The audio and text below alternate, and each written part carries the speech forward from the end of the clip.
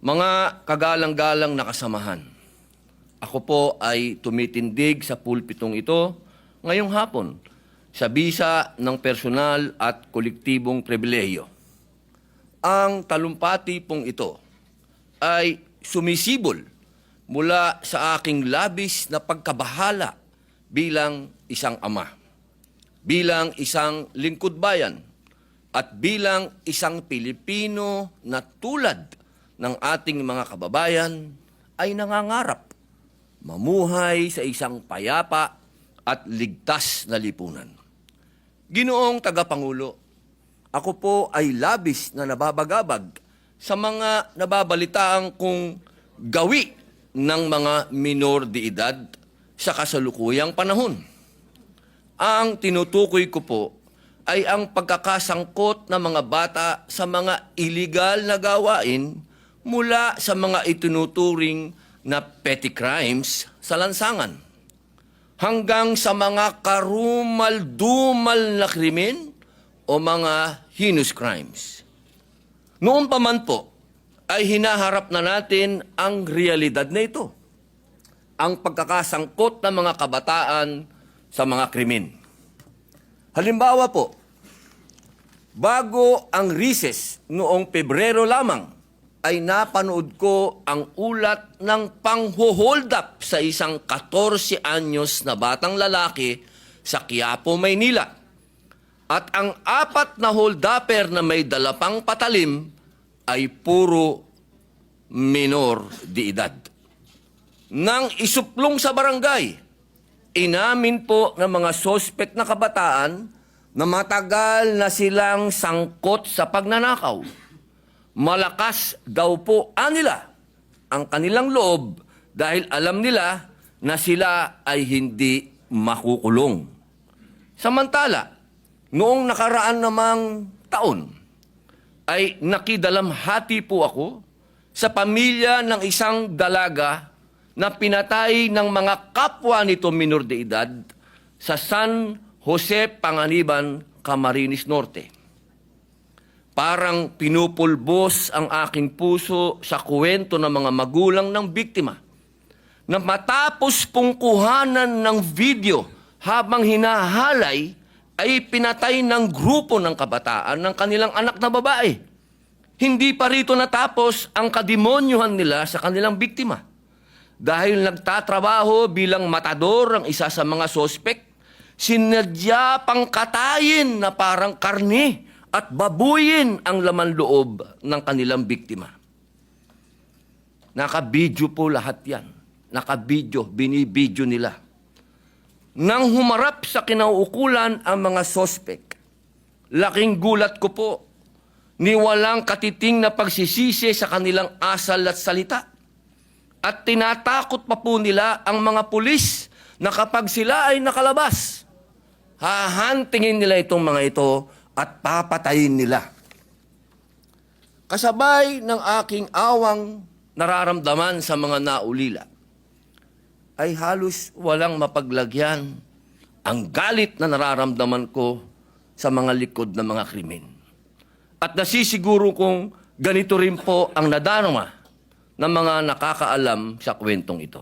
Noong 2019, ay inulat po ng Philippine National Police na mahigit 12,000 na minor de edad ang nasangkot sa krimen mula 2016. Ang mga nangunguna pong krimen ay ang panggagahasa at pagkasangkot sa illegal na droga ng mga kabataan. Sa mga nakaraang taon, patuloy ang pagkasangkot ng mga kabataan sa mga illegal na aktibidad.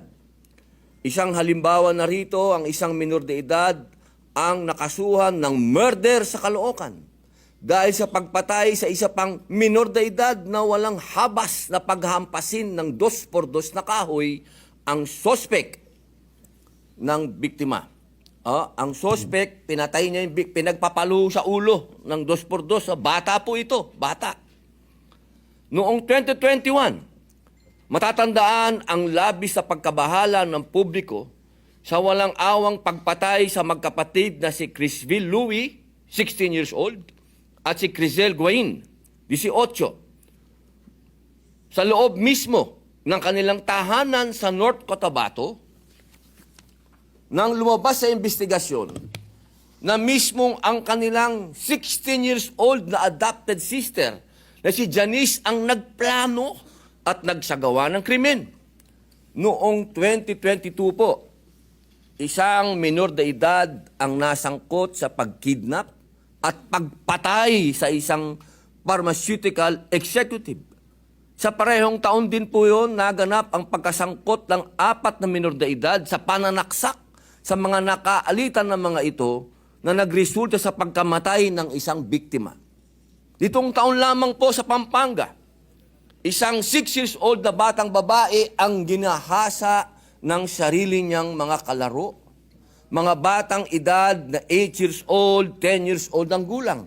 Isipin po ninyo, mga murang edad, pero parang gang rape na po ang ginawa sa isang bata, parehas nilang bata. Kamay-kailan lamang po sa Quezon City, isang 13 anyos na batang lalaki ang kinasuhan ng rape with homicide matapos umanong patayin at gahasain ang kanyang 8 taong gulang na kapitbahay na si Kaykay. Ayon sa ulat ng pulisya, bunga ng pagnanais ng salarin na gawin ang isa niyang napanood, kaya naisagawa ang karumal-dumal na krimen. Ang akin pong tanggapan ay nagtungo sa lamay ni Kaykay upang makiramay at makipag-usap sa pamilya at iparating na hindi na sila nag-iisa sa laban para sa hustisya. Ginoong Pangulo, batid ko po ang ganda ng ating batas sa ilalim ng Republic Act 9344 o ang Juvenile Justice and Welfare Act of 2006 at Republic Act 10630 na nag-amyenda sa RA 9344 noong 2013. Niyayakap ko po ang hangarin ng batas na pangalagaan ang kapakanan ng ating mga kabataan. Ramdam ko po ang kahalagahan nito dahil ako po ay isang magulang. Subalit, sa akin pong kamulatan, hindi ko po maiwasang namnamin na marahil ay napapanahon na ring ibaba ang edad ng pananagutan o criminal liability para sa mga minor de edad. Ako naman po ay kailanman ay hindi nagmamalinis tungkol sa aking mga nakaraan at pinagdaanan. Ang totoo po, ang mga karanasang din yan ang aking pinaghuhugutan sapagkat nasaksihan ko po lahat yan. Minsan na rin po akong naging in conflict with the law, dala ng pagiging mapusok mula pagkabata hanggang magbinata. Sa katunayan, noong ako po ay nasa bilangguan, ako po ay nangulila na magkaroon ng mga panukala na magbibigay proteksyon sa mga batang nakakulong.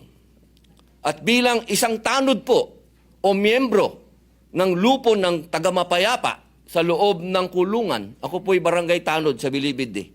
Ako po ang isa sa inmates custodial aid. Yun po ang tawad sa amin. Nanguna po ako na magrekomenda sa Bilibid nung panahon na yan na magkaroon ng juvenile cell. Dahil nakikita ko po talaga na hindi nararapat na yung mga kabataan ay kasama ng mga matatandaan ng bilanggo. Alam niyo po ba ang nangyari? Ako po'y napagbigyan ng Bureau of Correction at kami po'y naglagay ng syelda para sa kanila na inaasahan ko po na yung syelda na yon ay magiging masaya dahil nandun lahat ang juvenile. Alam niyo po ba, sa aking karanasan sa Bilibid, ang aking nakitang at nasaksihan pinakakarumal-dumal na krimen ay ginawa ng juvenile. Dahil alam niyo po, sa Bilibid, pag nagkakasubukan dyan, ang mga lalaki, bihira po dyan ng traiduran. Talagang nagpapaandaran po yan, minsan sa plaza, minsan sa buyon, CR. Minsan, pag nagkatsempuhan, sa selda. Pero ito pong nangyari sa juvenile, habang natutulog, habang tulog yung biktima, kumuha ng kahoy. Hindi nga yung 2x2, malang yung 4x4 yun. Ipinalo sa ulo nung kaaway niya. Alam nyo, rumisponde kami dahil kami barangay tanod eh. Pagdating namin doon sa visiting hall, nakahiga na doon yung biktima. Lumalabas yung dugo sa tenga, sa ilong, banda sa mata pa. Kami pa ho, matagal po kasi, bago dumating ang ambulansya sa medium security compound, manggagaling pa ho yun sa maximum, mga 20 minuto po yun, hanggang 30 minuto kung nagmamadali pa yung driver. Kung medyo kumakain yung driver o relax, mga 1 oras po yun. So bago po dumating, binuhat namin yung bata. Pagdating sa ambulansya, alam ko, patay na yung bata. So yun po, nagkaroon sa akin ng epekto yun. Tama ba yung ginawa ko na hiniwalay ko yung mga bata? Samantalang noon, sila ay kasama ng mga mayor na matatanda at sila ay nababantayan. Yan po yung mga sinasabi kong experience. Ngayon po, mga kasama, bagamat mahirap maunawaan, kailangan po nating tanggapin na mayroong mga kahit wala pa sa legal na edad, nilililaw ko po hindi ko po nila lahat, ay alam na po nila ang kanilang ginagawa ayon sa kanilang mismong kapasyahan. Dahil itong bata nakapagplano na. Naiplano na niya sa isip niya yung gagawin niya. Paano po nating iisipin na yun ay bata pa rin? Lalo na po ngayon, natalamak ang exposure ng mga kabataan sa social media at internet.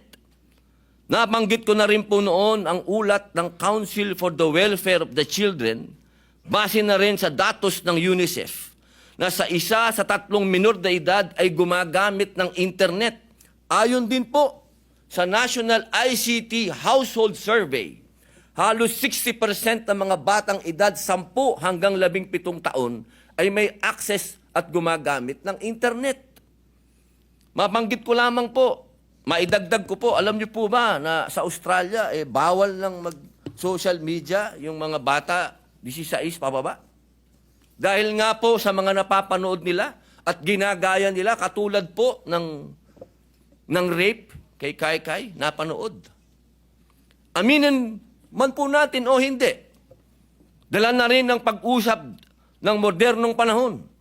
Ang mga kabataan po natin ay mas maaga nang makatuklas at sumubok ng mga bagay-bagay. Mas nauunawaan na ng mga kabataan ang pagkakaiba ng mga katanggap-tanggap at hindi katanggap-tanggap na gawain kumpara noong mga naunang panahon o noong panahon natin. Sa ating kasalukuyang batas po, ang mga 15 anyos pababa ay exempted sa kriminal na pananagutan at sasailalim sa mga intervention program ng pamahalaan. Samantalang may edad na higit sa 15 taon gulang, ngunit hindi lalampas ng 18 taong gulang, ay hindi rin pananagutin. Maliban na lamang kung siya ay kumilos ng may sapat na pag-unawa o discernment. Batid ko din po na naglabas na ang ating kataas-taasang hukuman ng mga panuntunan sa pagdetermina kung ang child in conflict with the law ay umakto ng may discernment. Ayon po sa Supreme Court, ang discernment ay tumutukoy sa kakayahan ng isang bata sa oras ng pagkakasala na maunawaan ang pagkakaiba ng tama at mali.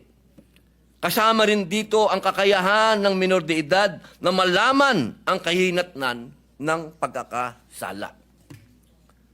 Nakasaad din po sa Juvenile Justice and Welfare Act ang mga batang may edad higit sa 12 hanggang 15 taong gulang na mapatunayang nagsagawa ng mga seryosong paglabag sa batas ay ituturing lamang na neglected child at ipapasok sa pasilidad ng Intensive Juvenile Intervention and Support Center o tinatawag na Bahay Pag-asa.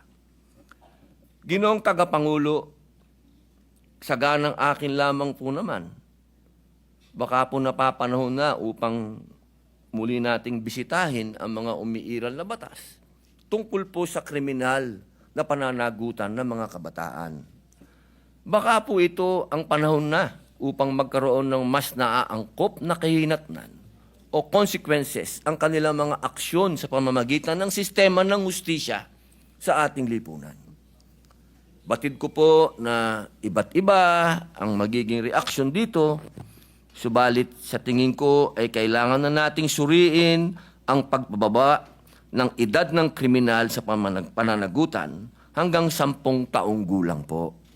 Pagdating sa karumal-dumal na krimen. Inuulit ko po, kasi marami po akong nabasa, marami pong nagsalita, marami pong nagkwento, na lahat daw po ay in general, gusto ko daw po makulong ng mga bata. Hindi po. Alam niyo po mga kababayan, kung meron pong isang nakakaintindi patungkol sa criminal mind, wala na po sigurong gagaling pa sa akin dito dahil ex-convict ako eh. Hindi ko po yung pinagyayabang. Pero ito pong sinasabi ko ay karanasan ko. Hindi ko po ito nabasa sa libro, hindi ko po ito natutuhan sa teacher, hindi ko po ito na kausap lang ang isang tao o 2 tao, 3 tao. Ako po ay nakulong mismo sa populasyon ng bilangguan. Marami din pong nakulong dyan, pero hindi naman nakulong sa bilangguan talaga, nakasama ka sa populasyon. Ikaw mismo ang nandun, nakikita mo yung mga tao, 24 hours, 7 days a week, kasama mo ang mga bilanggo.